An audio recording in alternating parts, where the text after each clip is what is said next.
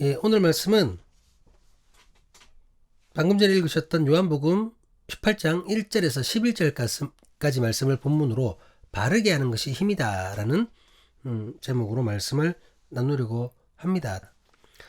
그 어떤 정보나 지식에 대해 잘못 알고 있어서 낭패를 보신 적이 혹시 있지는 않으십니까?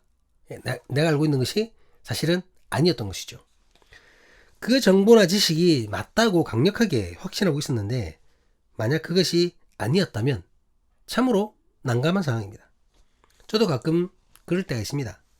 분명히 전문적인 책에서 읽은 것이고 그렇게 기억하고 있는데 그냥 아무나 쓴 것이 아니라 뭐 교수나 학자가 쓴 책을 읽었거든요. 그런데 어느 날 보니 그게 아닌 경우가 실제로는 아닌 경우가 종종 있다라는 거죠. 저 같은 경우는 신학적인 부분에서 그런 경우가 꽤 있습니다. 신학에 있어서 여러분 이것이 정답이다라고 말할 수 있는 것이 극히 제한되어 있잖아요. 제가 이단을 설명할 때도 이단은 이것이 정답이에요 하고 딱 해버리니까 문제가 되는 경우가 많다라고 얘기를 했었죠. 신학은 그렇지 않습니다. 여러분 정답이다라고 얘기할 수 있는 것은 몇 가지가 되지가 않아요. 또한 계속해서 발전하고 변화했기 때문에 시대마다 말씀을 해석하는 것이 달라지는 경우도 허다합니다. 예, 그렇죠. 연구하는 것이 발전하기 때문에 또 인간의 신앙의 성숙도가 높아지기 때문에 말씀을 해석하는 것에도 변화가 있다는 거죠.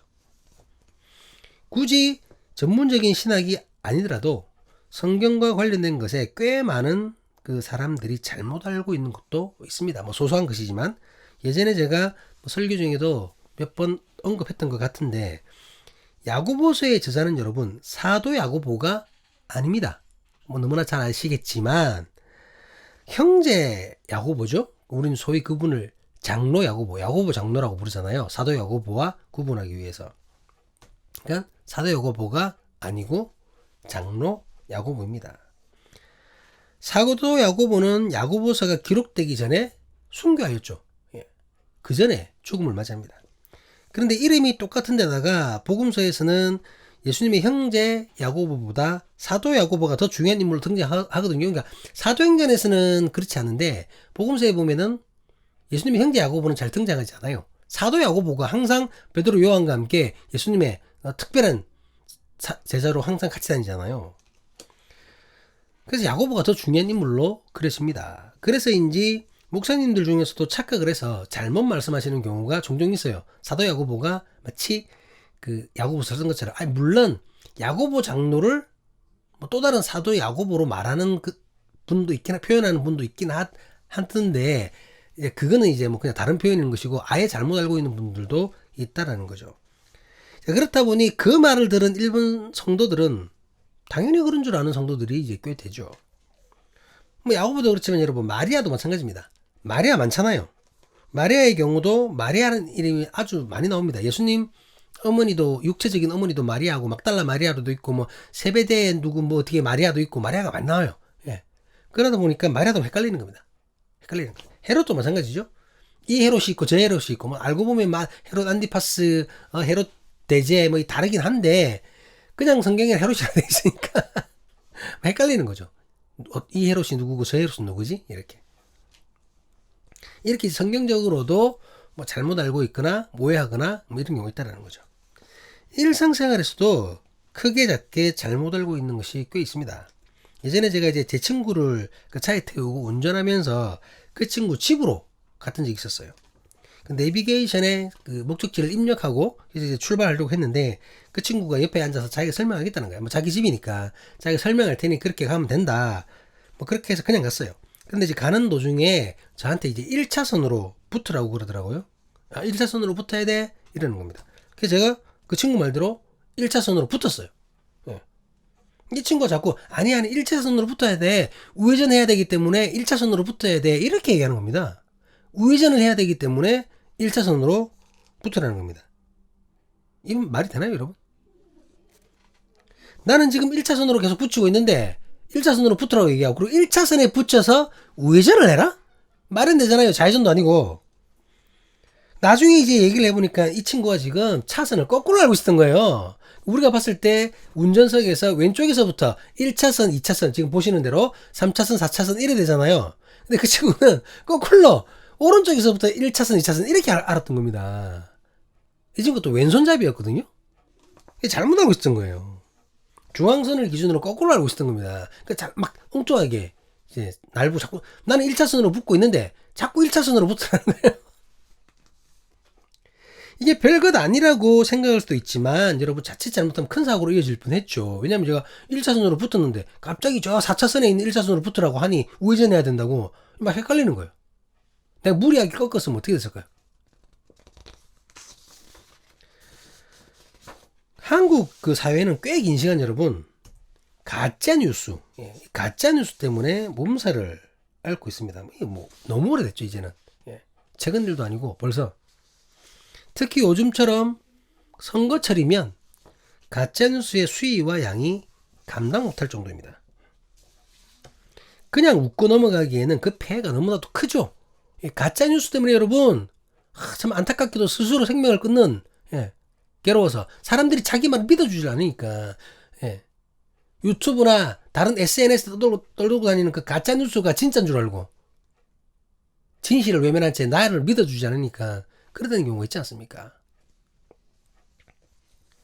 매스미디어가 발달되고 누구나가 정보를 생산할 수 있게 됐습니다. 그러다 보니까 다 개개인이 마치 언론사와도 같게 됐어요. 혼자 방송을 할 수 있고 혼자 유튜브에 다 올릴 수 있고 자기가 취재한 거 검증도 안 되고 막 올릴 수 있다는 겁니다. 여러분도 지금 저 혼자 지금 예배 방송하는 거 보고 계시잖아요. 저도 지금 혼자 하고 있거든요. 방 안에서. 지금 이거 다 이럴 수가 있게 된 거예요. 이 뭐 다 합쳐도 가격도 얼마 되지 않습니다, 여러분. 뭐 이게 몇 천만 원이 드는 게 아니에요. 싸게는 몇십만 원, 비싸봐야 한 1, 200 안에 다 할 수 있는 겁니다. 이게. 그런데 이것이 이제 다양하고 많은 정보, 때로는 전문가들만 알고 있는 정보도 누구라도 손쉽게 접할 수 있는 좋은 계기가 되긴 했죠. 전문가들이 유튜브를 하기도 하고 또한 전문가에 준하는 사람들이 하기도 하고 이래 놓으니까 좋은 정보를 많이 알기도 합니다. 그런데 이제 이것이 너무나 손쉽게 만들어지고 손쉽게 전파되고 손쉽게 받아들여지다 보니까 너무 손쉽게 거짓 정보가 참된 것으로 변화되어 버리는 경우가 그런 부작용이 생기고 있다는 겁니다. 이해되시죠? 많은 사람들이 이 가짜뉴스를 그렇게 생성된 가짜뉴스를 진짜이냐 믿고 따른다라는 거죠. 유튜브에서 얘기하니까 그리고 지금까지 좋은 얘기를 하다가 한두 번 중간에 가짜 얘기하면 그것도 진짜겠지 믿고 하는 겁니다. 따르는 거예요. 이게 정말 위험한 거죠. 지금 대한민국이 이런 가짜뉴스 때문에 몸살을 앓고 있습니다. 뭐 이 가짜뉴스를 박멸해야 된다는데 법도 뭐 정확하게 확립된 것도 없고 그리고 유튜브 계정 자체가 외국 거라 어떻게 제재하기도 쉽지가 않고 그렇다는 겁니다. 여러분 아는 것은 힘입니다. 정말 아는 것은 좋은 힘이 됩니다. 베이컨의 말이죠. 아는 만큼 삶의 경지와 폭이 넓어지는 것 사실입니다. 모르면 바보죠. 몰라서 지금 엉뚱한 짓 하는 사람들 지금 우리가 계속 보고 있잖아요. TV에서. 그런데 여러분 아는 것도 중요하지만 더 중요한 것은 바르게 하는 겁니다. 아는 것이 힘이다. 그 전에 바르게 하는 것이 힘이다 라는 이 바르게가 있어야 된다는 겁니다. 바르게 하는 것이 힘입니다. 잘못된 것을 잘못 알면 엄청난 폐해를 초래합니다. 낭패를 봅니다. 바른 것을 바르게 알고서 살아가는 삶과 잘못된 것을 진짜라고 잘못 알고 살아가는 삶, 이 삶의 차이가 얼마나 큰지 2024년 현재를 살아가는 대한민국 사람들은 다 압니다, 여러분. 다 알고 있습니다. 잘못 알았다고 우리가 지금 얼마나 큰 일들을 겪고 있습니까, 지금. 속아가지고는. 가짜한테 속아가지고는 얼마나 큰 일을 우리가 지금 겪고 있습니까? 선진국에서 후진국이 되어버렸잖아요, 지금. 우리나라가. 하룻밤 사이에. 자고 일어나니 후진국이 되어버렸습니다, 여러분. 경제적으로도, 문화적으로도, 국가 이미지적으로도, 외교적으로도. 오늘 본문이 여러분 이와 관련된 것을 똑똑히 보여주고 있습니다. 이 말씀을 합니다. 우리 본문 1절 2절 말씀을 같이 한번 보시도록 하겠습니다. 예수께서 이 말씀을 하시고 제자들과 함께 기드론 시내 건너편으로 나아가시니 그곳에 동산이 있는데 제자들과 함께 들어가시니라. 그곳은 가끔 예수께서 제자들과 모이는 곳이므로 예수를 파는 유다도 그곳을 알더라. 알더라입니다. 유다가 알았다라는 거예요. 자, 그런데 본문 4절은 또 이렇게 얘기하고 있습니다. 예수께서 그 당할 일을 다 아시고 나아가 이르시되 너희가 누구를 찾느냐. 예수께서 다 아시고. 본문 1절 2절에서 유다가 무언가를 알고 있었다고 말을 합니다. 4절에서는 주님께서 알고 계셨다고 증거합니다. 두 사람에게 모두에게 사용된 알다의 동사의 원형은 똑같습니다, 여러분. 에이도라는 똑같은 동사를 사용하고 있습니다. 이 에이도라는 단어의 뜻은 알다, 깨닫다, 보다, 생각하다, 느끼다, 확신하다, 말하다, 이해하다 등등의 뜻이 있습니다. 주님과 가룟 유다 모두 각자 무엇인가를 알고 있는 거예요. 분명하게 알고 있는 겁니다. 중요한 것은 알기는 알되 그 아는 것이 무엇이었냐는 것입니다. 무엇이었냐 하는 것입니다. 본문 2절을 다시 한번 읽어보도록 하겠습니다. 그곳은 가끔 예수께서 제자들과 모이시는 곳이므로 예수를 파는 유다도 그곳을 알더라. 본문에서는 예수님을 배신한 가룟 유다가 그곳을 알고 있다고 전합니다. 그곳. 그렇다면 배신자가 알고 있었던 그곳은 대체 어디입니까, 여러분? 어딘가요? 다 아실 겁니다. 그것은 바로 겟세마네 동산입니다. 주님께서 제자들과 자주 가셨던, 기도하시러 가셨던 그곳, 겟세마네 동산을 알았다는 겁니다. 구체적으로 말하자면 제자들과 더불어 최후의 만찬을 마치신 예수님께서 마지막 기도를 드리시기 위하여 겟세마네 동산으로 나아가실 것이라는 사실을 가룟 유다는 알고 있었다는 것입니다. 더욱 구체적으로 표현하면 가룟 유다는 마가의 다락방에서 예수님과 함께 최후의 만찬에서 동석을 했었죠. 동석을 했다가 그러다가 그 자리에서 빠져나와 대제사장으로부터 은 30을 받은 대가로 예수님을 팔아 넘기기로 작정을 합니다. 그 시간에 예수님을 잡아넘길 최적의 장소가 바로 겟세마네 동산임을 알고 있었다는 겁니다. 예수님을 팔아 넘기고 이 유대 병정들로 하여금 예수님을 붙잡게 할 수 있는 최대의 장소, 최적의 장소, 그것이 바로 겟세마네 동산이었다는 사실을 알고 있었다는 겁니다. 예루살렘 성내에서 예수님을 체포한다는 것은 쉽지 않은 일입니다. 어려움이 있었습니다. 예수님을 자신들이 생각하는 정치적 메시아로 알고 있는 사람들이 아직 있었거든요. 예수님을 추종하는 예루살렘 군중들이 아직 있었습니다. 그렇기 때문에 그들과 큰 충돌이 일어날 수도 있다라는 거죠. 하지만 겟세마네 동산은 그렇지 않았습니다. 겟세마네 동산은 위치적으로 기드론 시내를 사이에 두고 예루살렘 성과 격리되어 있었습니다. 이곳이 겟세마네 동산이잖아요. 이곳은 격리된 동산입니다. 누구도 없어요. 그렇기 때문에 그 한밤중에 예루살렘의 군중들이 그곳에 있을 리가 없었던 것이죠. 예수님 주위에 사람이 있다면 가룟 유다 자신을 제외한 11명의 제자들이 고작일 것입니다. 고작 11명의 제자쯤은 문제될 것이 없잖아요. 병정들이 창 들고 칼 들고 가고 있는데 11명이서 뭘 하겠습니까? 그렇기 때문에 예수님을 팔아 넘기는 일에 겟세마네야말로 최적의 장소라고 할 수 있었습니다. 이 사실을 가룟 유다가 잘 알고 있었다는 겁니다. 이 사실을. 그래서 본문 3절은 이렇게 증가하고 있습니다. 3절입니다. 유다가 군대와 대제사장들과 바리새인들에게 얻은 아랫사람들을 데리고 등과 횃불과 무기를 가지고 그리로 오는지라. 가룟 유다는 진리를 사모하는 자들을 데리고 그 손에 예물을 들고 주님께 경배하려고 앞으로 나온 것이 아닙니다, 여러분. 무장한 병사들을 이끌고 그 손에 병기, 무기를 움켜쥐고 그렇게 주님 앞으로 나왔습니다. 자신이 예수님을 팔아넘길 최적지로 알고 있는 바로 그곳 겟세마네에서 군인들로 하여금 예수님을 손쉽게 생포할 수 있게 하기 위해서 나왔다는 겁니다. 그렇다면 가룟 유다가 알고 있었던 것은 궁극적으로 무엇이라고 할 수 있나요? 겟세마네 동산을 알고 있었다는 것은 어떤 뜻을 의미하는 겁니까? 자신의 잘못된 욕망을 충족시킬 수 있는 욕망의 방법, 욕망의 길을 알고 있다는 거죠. 가룟 유다의 욕망은 무엇입니까? 그것은 많은 분들이 생각하는 것처럼 뭐 재물을 향한 욕심일 수도 있습니다. 표면적으로 막 그렇게 얘기하잖아요. 아니면 좀 더 진보적으로 생각하는 사람들처럼 그들의 의견처럼 정치적 메시아로서 예수님을 일으키기 위한 자기 욕심, 자기 욕망이 있을 때라는 거죠. 왜냐하면 예수님이 정치적으로 빨리 나서가지고 로마 전복시키고 저 헤롯 왕가도 없애야 되는데 아니 뭐 하늘나라 얘기하고 내가 죽는데 다시 일어나고 뭐 이런 얘기 하시니까 답답한 거야. 그래서 예수님께서 일어나게 하기 위해서 유다가 팔아버렸다 뭐 이렇게 해석하는 분들도 있거든요. 뭐 어쨌든 그렇다 손 치더라도 그것은 자기 욕심, 자기 욕망이라는 겁니다. 지 생각이라는 거예요. 하지만 그 욕망이 어떤 것이든지 간에 그 욕망은 결코 바람직한 것이 아니라는 말입니다. 오히려 떨쳐버려야 할 것이었습니다. 자기 생각, 자기 주장, 자기 욕망 떨쳐버려야 될 것이었습니다. 그런 잘못된 것을 진리로 잘못 알고 있는 자였습니다. 예수님께서 나를 부자 되게 만들어줄 거야. 혹은 예수님께서 어쨌든 군사적으로 일어나가지고 로마를 정복시켜야 돼. 전복시켜야 돼. 예.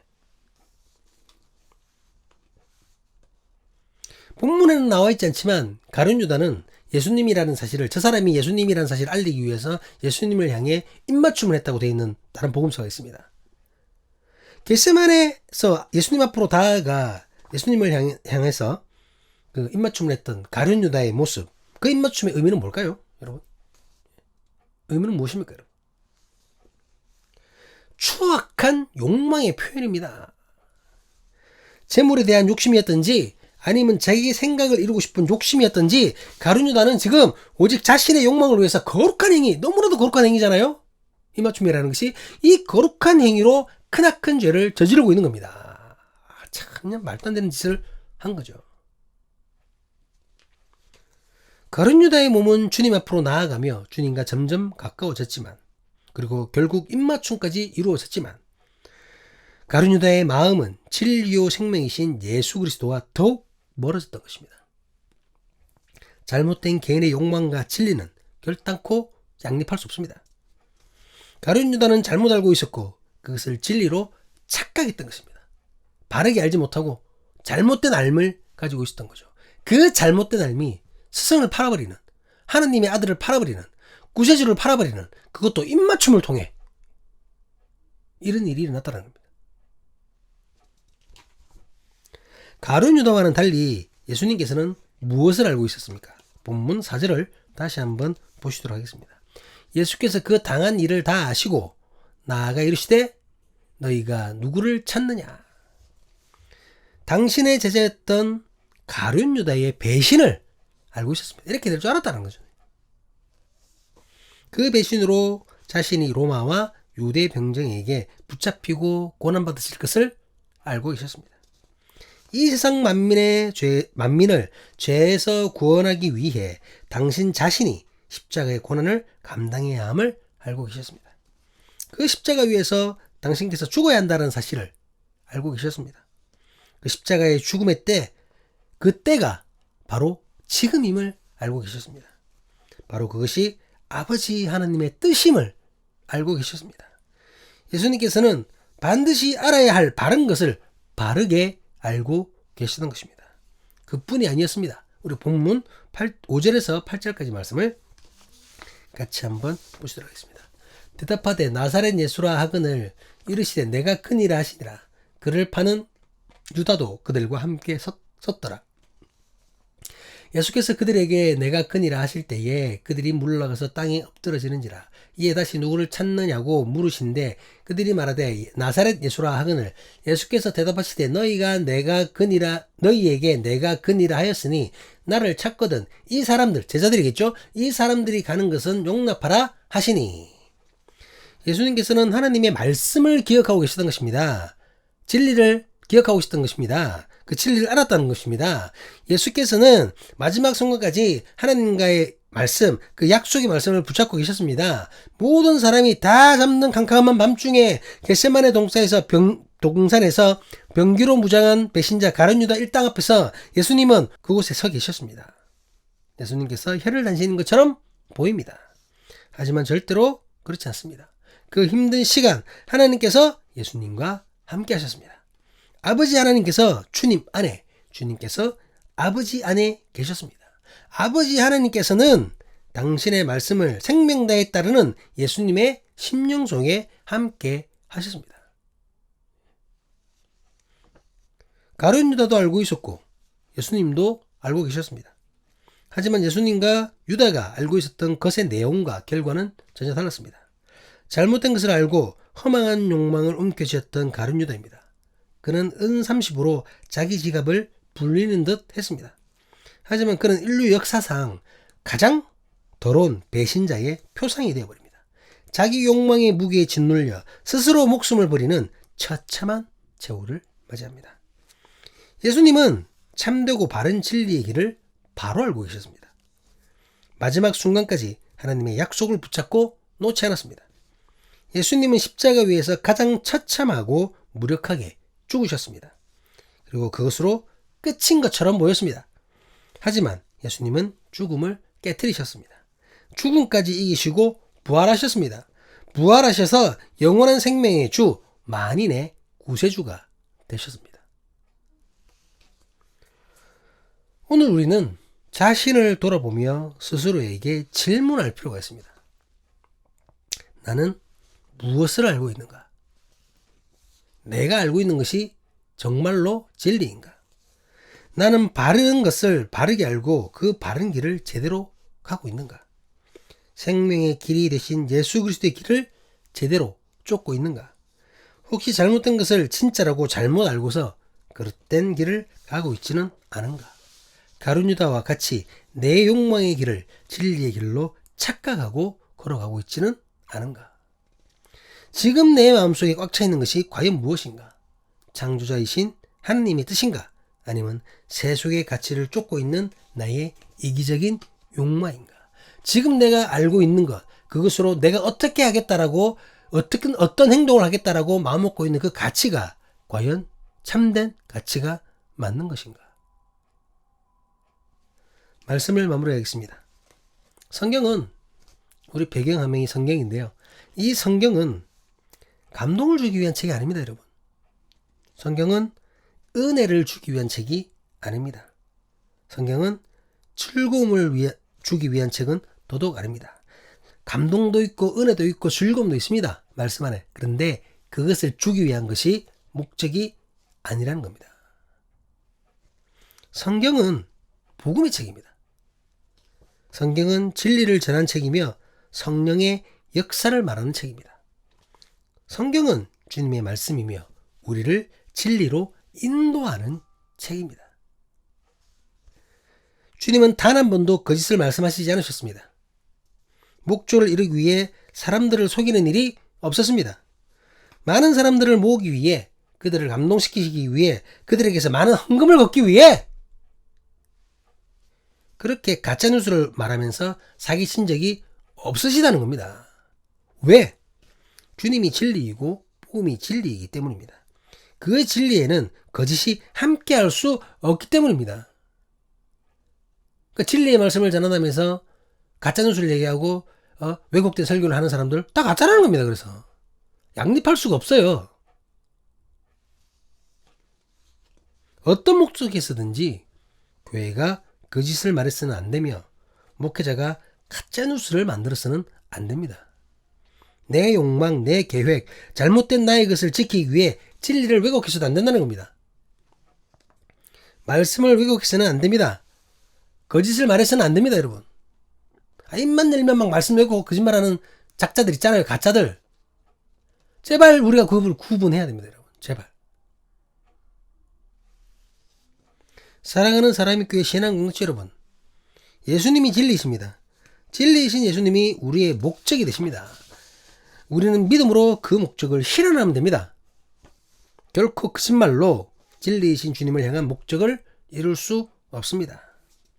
오늘 진실한 믿음으로 진리 되신 주님께로 나아갈 수 있기를, 진리 되신 예수님을 따라서 나 또한 진리의 사람이 될 수 있기를, 사람교회 신앙 공동체가 될 수 있기를 길이요 진리요 생명 되신 예수 그리스도의 이름으로 간절히 간구합니다. 선거 기간 동안 얼마나 많은 가짜 뉴스, 얼마나 많은 가짜 정보에 휘둘리고 있습니까? 여러분 판단할 수 있어야 됩니다.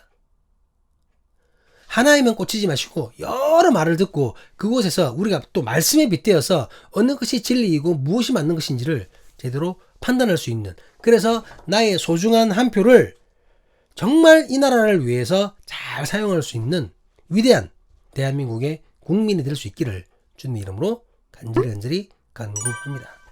기도하시겠습니다.